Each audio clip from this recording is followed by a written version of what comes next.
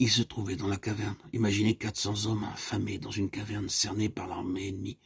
Cependant, jour après jour, d'une manière ou d'une autre, Dieu pourvoyait à tous ses besoins dans cette caverne. Tous ces gens qui étaient venus vers David n'avaient rien du tout. Ils étaient pauvres, ils pouvaient certainement entendre en bas, dans la vallée, les lionceaux qui rugissaient réclamant leur pâture. Les lionceaux éprouvent la disette et la faim, mais ceux qui cherchent l'Éternel ne sont privés d'aucun bien. Psaume 34, 11. Comment commençait-il donc leur journée dans cette caverne? 1 Samuel 22, 1, 2. Nous lisons dans le psaume 108, 1, 6. Mon cœur est affermi, ô Dieu. Je chanterai, je ferai retentir mes instruments, c'est ma gloire. Réveillez-vous, mon luth et ma harpe, je réveillerai l'aurore, je te louerai parmi les peuples éternels, je te chanterai parmi les nations, car ta bonté s'élève au-dessus des cieux, et ta fidélité jusqu'aux nues. Élève-toi sur les cieux, ô Dieu, et que ta gloire soit sur toute la terre. Psaume 108, 1, 6. Et c'est de cette manière qu'il débutait en effet la journée dans la caverne.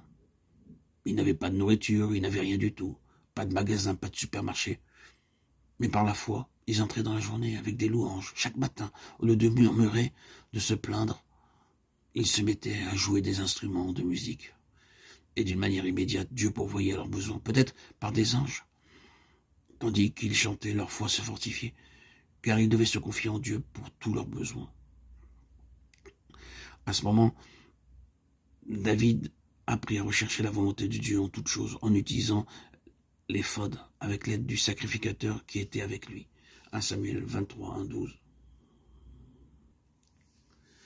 Durant la période de l'Ancien Testament, le sacrificateur devait porter sur lui les choses suivantes. Une longue robe blanche par-dessus, une robe bleue, une tiare, l'éphod de 5 couleurs. Par-dessus l'éphod, le pectoral incrusté de pierres précieuses, à l'arrière du pectoral, 2 pierres précieuses, l'Urim et le Thummim. À l'aide de ces 2 pierres, le souverain sacrificateur pouvait discerner la volonté de Dieu pour le peuple. Jusqu'à nos jours, nous ne savons pas comment fonctionnent ces 2 pierres. Pourtant, nous savons qu'au moyen de ces pierres, le souverain sacrificateur pouvait connaître la volonté de Dieu pour son peuple. Et ici, nous découvrons que David lui-même avait appris à consulter Dieu et à chercher sa volonté avec l'aide du prêtre qui portait l'éphod. David ayant eu connaissance du mauvais dessein que Saül projetait contre lui, dit au sacrificateur Abiathar, apporte l'éphod. Et David dit, Éternel, Dieu d'Israël, ton serviteur apprend que Saül veut venir à Keïla pour détruire la ville à cause de moi. 1 Samuel 23, 9, 10. Ainsi, nous constatons qu'au travers des circonstances difficiles et douloureuses, David fut enseigné de Dieu, apprenant progressivement à connaître et à découvrir la volonté de Dieu en toutes choses. Mais avant cela, il fallut évidemment que Dieu le délivrât de tout ce qui restait en lui de moyens charnels pour agir et se diriger.